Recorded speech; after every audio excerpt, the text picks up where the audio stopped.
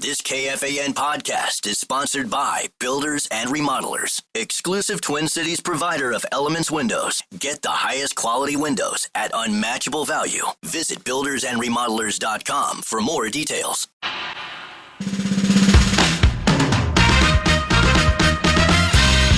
This football season, Bell Bank is giving one KFAN listener each week $1,000 to pay it forward to a charity of their choice. Just head over to KFAN.com, keyword contest to learn more and enter KFAN.com, keyword contest.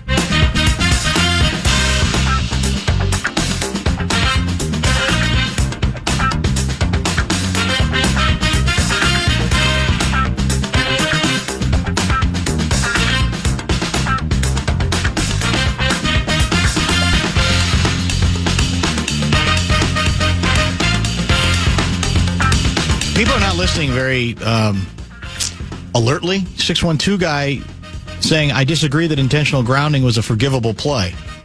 I said it was not forgivable.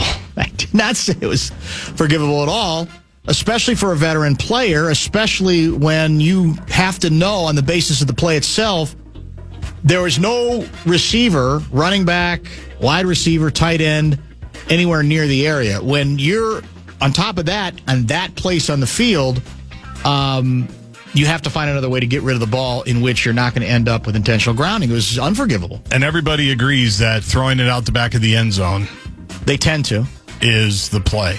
Are you familiar with something called ESPN FPI? Yeah, the Football Power Index. So according to the Football Power Index currently at ESPN, maybe this explains the fat point spread in favor of the Iowa Hawkeyes against the Gophers this Saturday afternoon, or this coming Saturday.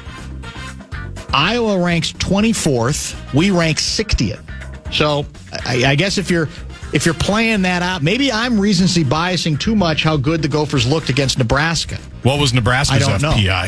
That's a very good question. I'll look it up. I guess Iowa offensively is still kind of messy, isn't it? Yes, they have a quarterback. And I don't think their defense is quite as good as it's been. I agree with that, too. Their quarterback is what we call a gamer.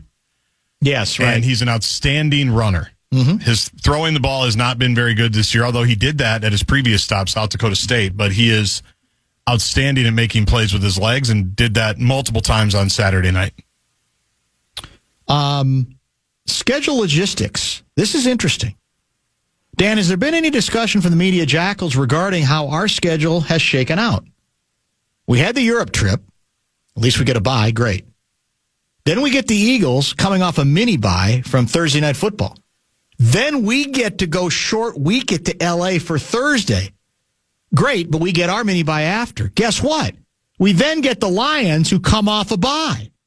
And then we have a home game against the Ravens who will be coming off their mini bye. Maybe this is quite common, but it seems incredible that we catch so many teams after extended time off. This is from Eagan, Minnesota. KOC. Did not put a name with it. KOC, Eagan. Nebraska, by the way, 31st in FPI this week. They were 23rd a week ago. Ooh, so we got them to drop 8 spots. We did. And we're still 60, huh? We only moved up 3 spots. Wow. Interesting. Yeah. Despite beating Mahomes, huh? Man, hard to believe. He even has the Mahomes gut. He has he does. It's all of it. Well, it's creepy. Now, there's something creepy about it because he does that thing. Mahomes. Yes, with his hand between plays, he's got his hand up in the air like this. Like, we're on radio. It's not going to mean much to other people. Yep. But he's got it in his elbow out, and he's like, and he kind of turns it like Mahomes and going, "This is getting a little bit creepy, isn't it?" Yeah. And he's not Mahomes. Stop with the Mahomes stuff. He made a couple of. I'll grant circus plays, the left-handed throw, yep, and the one where he's like shot putting it, yep, that thing. And those are nice plays under pressure, but overthrowing people, can't move. He's ponderous. He can't move. And again, here's what's funny, because what you had told me was they like to throw a lot of short stuff, let the receivers do something. Yep. My assumption was that meant short stuff that they got out of the quarterback's hands quick. It didn't look like anything was quick unless basically the Gophers said, we're going to sit on all that short stuff, and so we're going to make it hard for you to do that, and then you know what else? He didn't have a plan B. Yeah, I think... It didn't look like they had a plan B. No, I think that I think what you just said is what happened, that they just locked up the short stuff. There were a couple times. The one guy got loose once. Yes. That was really nice, but that was like the only big explosive play. And that was a drop. That was on the receiver. Oh, I'm thinking about another play. There was a catch and run that happened, I think, in the first half. Okay. That was like the one time where a receiver really shook free, because there was another one that probably should have been a touchdown too, where he overthrew him. You hear what Matt Rule said today? No. Basically said we overlooked him. Did he really? He essentially said, how? I couldn't, and he said what you're about to say. He goes, I can't believe that we're even saying this, because what have we done? Essentially is what he said. At least he acknowledged that. But he said that even an assistant coach last week said to him, why are we crowning these guys? And he's like, I was trying to tell people it's going to be a tough game. That's Nebraska, though. That's Nebraska. That's why I'll never even come close to. And I shouldn't have even believed in him this time, and I really wasn't, because I hadn't even watched him. But I'm going, okay, well, maybe this time they got something going. It looks like offensively the kid's figuring it out a little bit. But I'm done with it. I'm done with the whole Nebraska thing, that's for sure. Let's move over to offense beyond just the quarterback situation. Let's go. I think we've had this one or a variation of it, win or lose, almost every week. I simply call it run the ball. 1st and 10, Minnesota from the Eagles 19. Josh Oliver in motion to the left of Christian Darrisaw. Carson Wentz under center. Puts TJ Hawkinson in motion, play action. Floats out to the left. Throws to the end zone. Incomplete. He overshot Jordan Addison. Wentz out of the shotgun. Quick hitter left to Addison. Incomplete. He threw it before Addison had turned around, but he short-hopped him anyway. 3rd and 10 from the Eagles 19. Snap goes through the hands of Wentz, who needs to dive on it, and he did. The good news is he dove on the ball at the 42, so the Vikings keep it. The bad news is he dove on the ball at the 42, which is 22 yards behind the line of scrimmage. Holy cow. Yeah, this is the NFL. Those kinds of things shouldn't happen, Paul. The tailback is Jordan Mason. Wentz with a fade left side to Jefferson. Incomplete. Jefferson left his feet to bring it in. He had it, but Cooper DeJean knocked it out of his hands. What an awesome play by the second-year corner from Iowa, with many in the crowd. He went to Ida Grove High School in Iowa, then played for the Hawkeyes for 3 years. Pete, that was a heck of a play. Yeah, it was a great throw by Carson Wentz on the back shoulder, and he just got the one arm in between the hands of Justin Jefferson and knocked that ball loose. Now we've got one down here to get this yard. So this is a huge running play. This is why you brought Jordan Mason in here. 3rd and 1 from the 6. Wentz under center. He goes back to pass to the end zone. He throws it incomplete. He overshot Jalen Naylor by a mile. So now it's 4th and 1. Play action. They're throwing again. Flag on the play. Wentz, right side. Caught Jalen Naylor. Touchdown, Minnesota. For now. But holding. Offense number 64. 10-yard penalty. Repeat 4th down. That's another. I'm not going to believe him either anymore. I'm just not going to believe KOC. Not going to believe him. Every year he tells us right to our faces. I have to call it differently. There is, I don't think, any useful explanation that makes any sense for, in both of those possessions, not even trying to throw the ball or run the ball once. Now, again, you could say, well, the pass worked, frankly, in that Jefferson should have caught that ball. More on that later. And then we got another completion. You just heard it should have been a touchdown, except for the penalty, right? The holding call. But I just don't understand what the aversion is. He's got a running back who is absolutely raising his hand and saying, give me the load. Let me run the ball. I'll do it. I'll. What was that moment in Hoosiers? I'll make it. I don't understand it. So you had 1st and 10 at the 19 on that first drive. Incompletion, high snap. 1st and goal from the 15.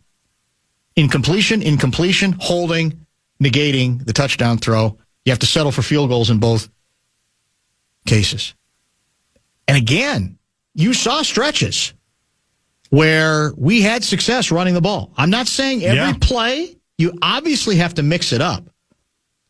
But I felt like we were having more success running it than they did. And I don't know if he was asked about it after the game or not, but and I'm also not here to tell you that that was the difference in the game. But I am saying it's something that was apparent at the time that I just shook my head and said, well, for whatever reason, even though he's got issues at the quarterback position, he's still stubborn about it. He sees something and he just wants to go with it, as opposed to, let's, and one of them was a 3rd and 1, correct? And the best part about it, you heard Bursich basically tee it up and say, "Yeah, this is why you brought Jordan Mason here, was for this down right here." And then PA goes, Wentz, back to pass after the setup. And again, it was a completion, but the holding penalty meant you had at that point, you couldn't go for it on 4th and 11, right? You're going to have to kick the field goal. It essentially took the option away. And I know we can't do the tush push like they can, and they're very good at short yardage things, and we're not always, but I just think we have a running back now who we could kind of trust in that situation. Let's pause here. Maybe time for bonus bucks. The Fan and 2 men and a junk truck want to give you a shot to win bonus bucks with our national cash contest, and the 4 o'clock keyword is dollar. Go to KFAN.com and enter the keyword dollar. Thursday game means Thursday watch party. I'll be back at Gray's Food Hall, Minneapolis, Thursday night Purple Watch Party as Minnesota takes on Los Angeles. Great food and drinks, your shot to win prizes every single quarter. And Gray's Food Hall is cool. Come join us, 7 o'clock Thursday, KFAN.com, keyword calendar for more info.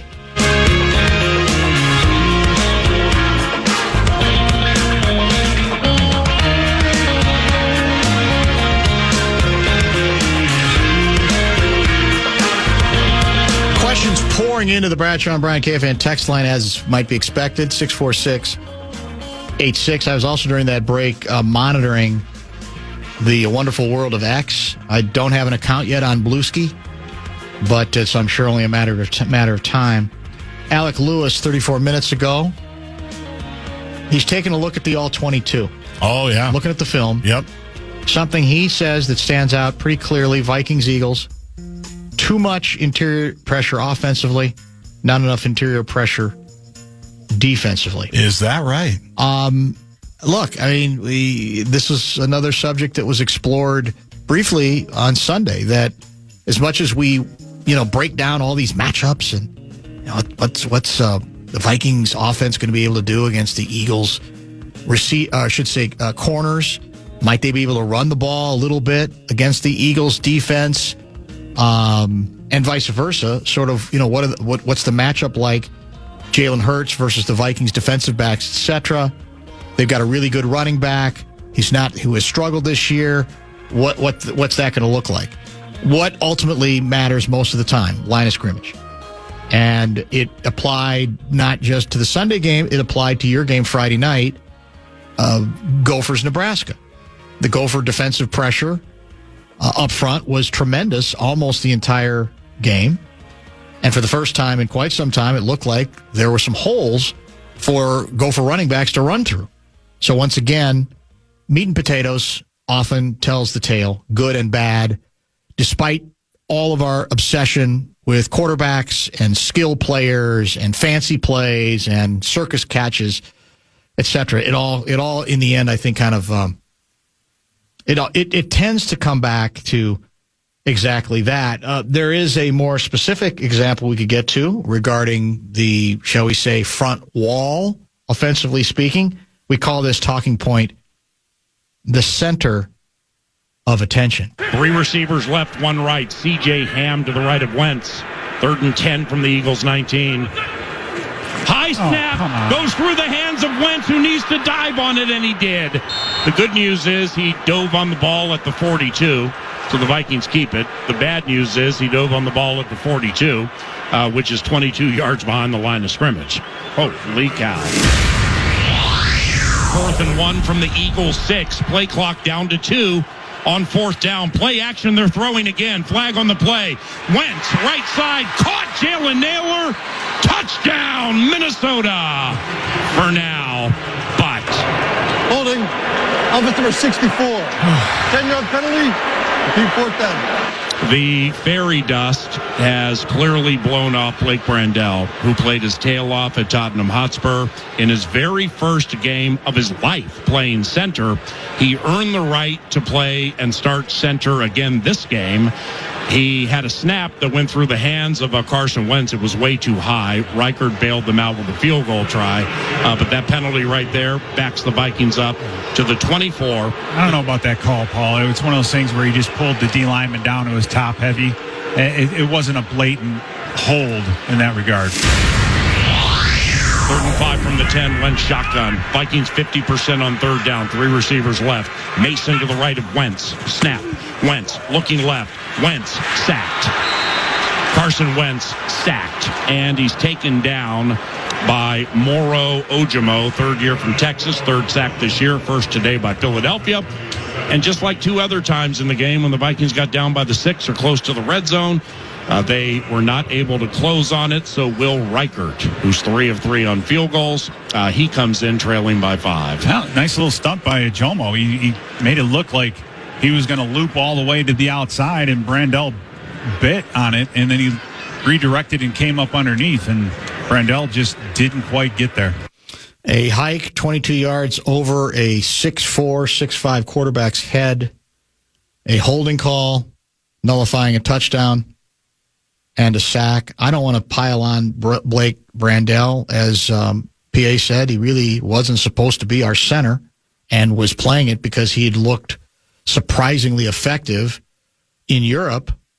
But this is more complicated than him, and it does point out the decision that we all lauded when it was announced. We're going to get bigger and stronger along the offensive line, and we're going out to get accomplished talent, established talent from other programs, including the Indianapolis Colts. Yeah. And that's what Ryan Kelly, we thought, represented. And he might have been well on his way to representing that. But then the concussions start, and you get a little bit more information about his injury history and his concussion history, and you say, well, were we not in a lot of ways rolling the dice, asking for trouble from the beginning? The intent was noble and understandable. We're getting the interior part of our offensive line is getting caved in. We can't compete with that. We saw that at the end of the season. We certainly saw it in the postseason game against the Rams. But the due diligence, was it done properly on Ryan Kelly? Aging player. And there were people around the league, there were football people who said, you got a couple of interesting players you've added, but when you add players of that age, be careful about injury. Be careful about how often they're actually going to be available to you. Because if they are available to you, they'll help you. Yep. And now it's an open question on Kelly, right? When he's going to come back. And that started, if at all, this year. And that started the domino effect where you got to start moving pieces around and trying various people. Because the guy you had originally, I think, backing up was not working out. So then you think maybe you've struck gold. Maybe there is fairy dust with this guy. And reality did apparently set in yesterday. Now, again, it's against a really good front, the Eagles' front. That has to be factored in. But I think the bigger question isn't Brandel. The bigger question is being forced to put him in that spot and hope that it would work because of a decision, a calculated risk you took that right now does not look particularly favorable at all. He had 3 concussions before he even got here, exactly, right? Yes. And 2 in very short order. Yes. And it was a big contract. 4 years, a lot of money. Yep. And on the front end, it looked like a smart, sensible decision because they were aggressive in addressing one of the needs that they had up there. And unfortunately, it looks like they may have backed the wrong horse. Not anybody's fault, not Ryan Kelly's fault. No. But should they have known more? It's certainly a fair second guess. I think it's extremely fair at this point. Bottom of the hour break. Don't forget Lieber about 15 minutes from now. Stay tuned.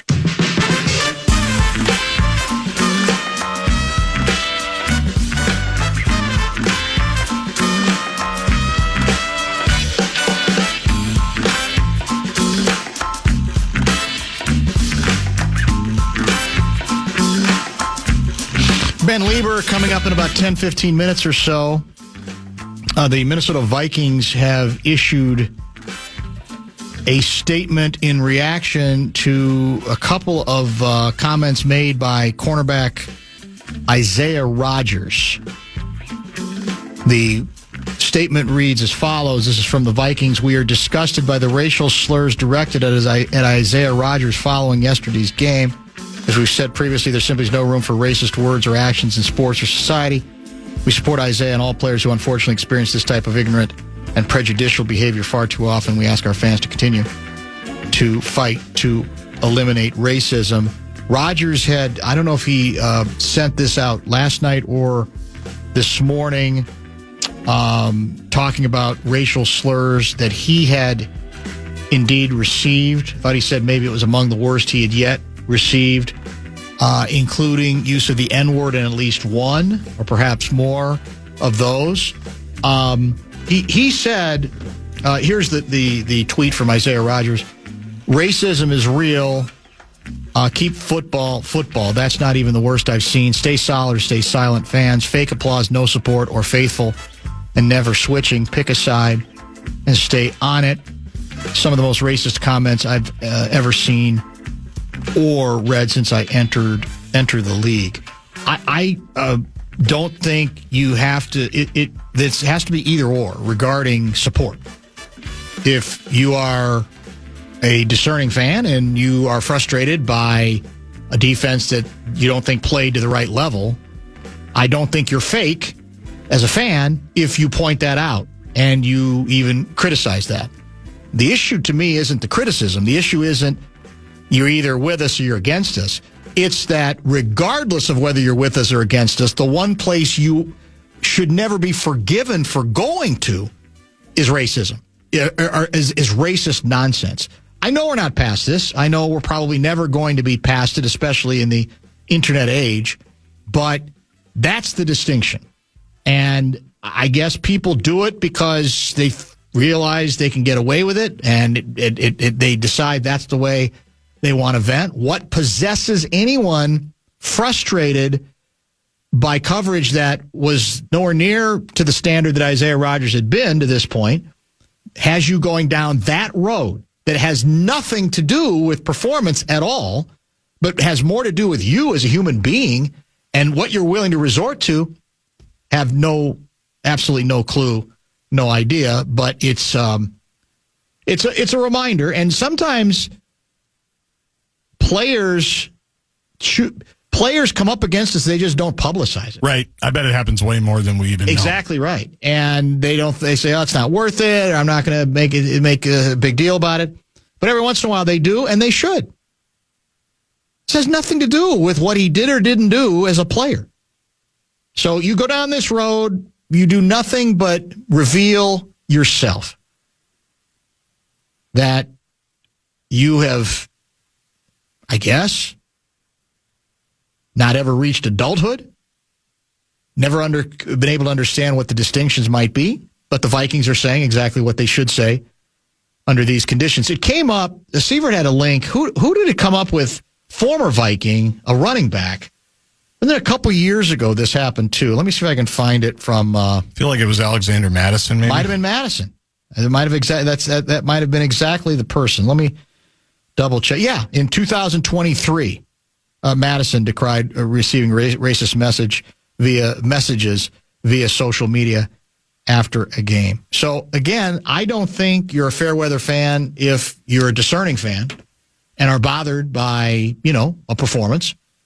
Although it does need to be put in context on Rodgers because he's been very good, right? I think analytically he's been very good. Yeah. To this point, eye test he's been good. Not so much yesterday. I don't think you have to be a fair weather fan to point that out. But what we're talking about here is in another whole classification that has nothing to do with anything. That is in any way a serious or even semi-serious attempt to critique or to commentate. You're doing it. You know exactly what you're doing. I guess in the name of you think it will be more hurtful to that individual, and you end up just, like I said, you just expose yourself for the fraud that you are. So it's out there, and it probably is out there more than we know. Some players, I think, say, well, is it worth, I don't know if it's worth the bother on a given day. What exactly do you do with it? We used to talk to the chief about this all the time. And, you know, his own philosophy on it was there were times he would fire back or make a point out of receiving a racist message. Blair Anderson, we're talking about, the former St. Cloud police chief. Other times he said, I'm not even going to rise it up to that level where it's worth my time or I've got too much to do. I got too much time on my hands to even give that individual any sort of attention. But every once in a while, that attention is, I think, warranted to just remind us that that's unfortunately what some athletes continue to have to deal with for sure. Let's pause here. We'll come back and we'll check in with Nacho Lieber, get his reaction to Vikings Eagles. What stood out for him? We'll prepare with him with him for Chargers week as well, because we're already on the clock. We already got the first injury report of the week. Oh no, is it bad? Well, they technically don't have practice, but Carson Wentz. Is it ominous? Limited. J.J. McCarthy, limited. Trying to think. C.J. Ham didn't participate with a hand injury or wouldn't have. Brosmer's ready. Brosmer's prepared. Did he go full? He's not even listed here. Brosmer's been thinking about the Chargers for 2 weeks. He probably was watching Chargers film on the way back from London. Is he an Iron Man? Did he ever get hurt at the U? Of course, he was only here for about a minute. He was only here for a year. He did have at least one ACL injury at one point during his college career. In New Hampshire. Yeah. So he's already had that. He didn't have to worry about getting another one. He wears a brace now. Nacho is next.